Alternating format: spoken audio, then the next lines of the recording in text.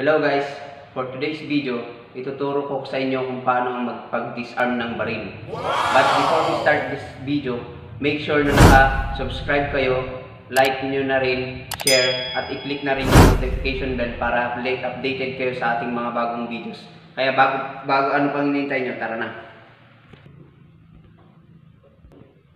So ayun guys, sisimulan natin ang disarming ng baril sa maraming tao, sa public. Kunyari maraming tao, kaya ang gagawin natin dito, pag sabi ng opponent na taas ng kamay, huwag idadirect niya itataas ang kamay sa gilid. Slowly natin itataas, then bibiglayin natin siya dito sa side. Mag-i-step tayo dito, from here, iilag din natin yung katawan. Tapos, bibiglayin natin hawakan ito. Bibiglayin natin itong hawakan, itong taas ng baril. Make sure na itataas na may fit ang paghawak dito. Para kung sakaling ipuputok naman, hindi aabante yung bapan. Yung kasan itong baril. Tapos, taas kayo, itataas nyo lang yung baril ito. Hawakan nyo yung wrist ng kalaban. Then, itutulak nyo pataas. Then, pag naitulak nyo pataas, iikutin nyo siya dito. Pwede nyo siyang ikutin.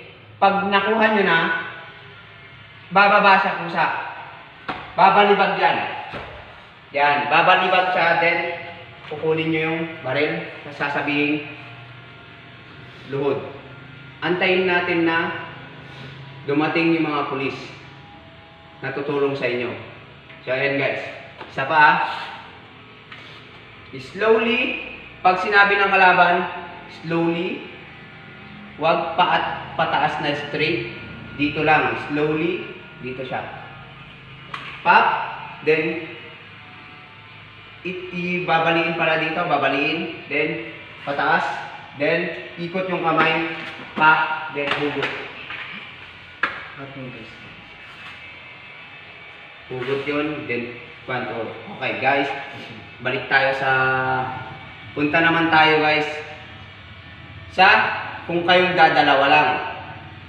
Yung, kumbaga, naglalakad ka sa iskinita, ganon. Na kayong dalawa lang, bigla kang hold up, sasabihin taas ang kamay. Dito naman ang gagawin mo. Hold up, taas mo yung kamay mo.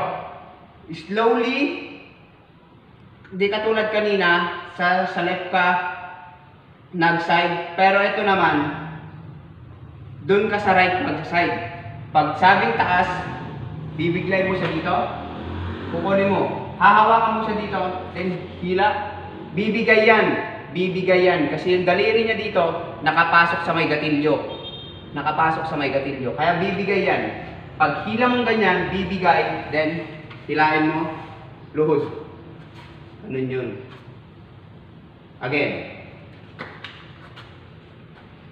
Hold up to, taas mo yung kamay mo. Side, pop, hila, then luhod. So ayan nga